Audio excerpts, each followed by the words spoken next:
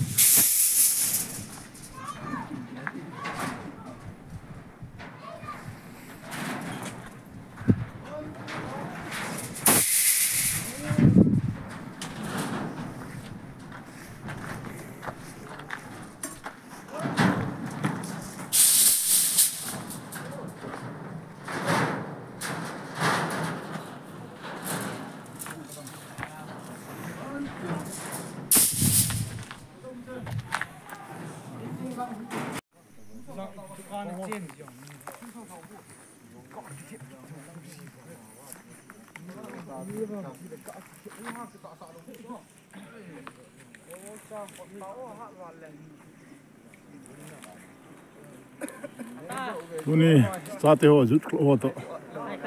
thingli no he thing ton no forma din hey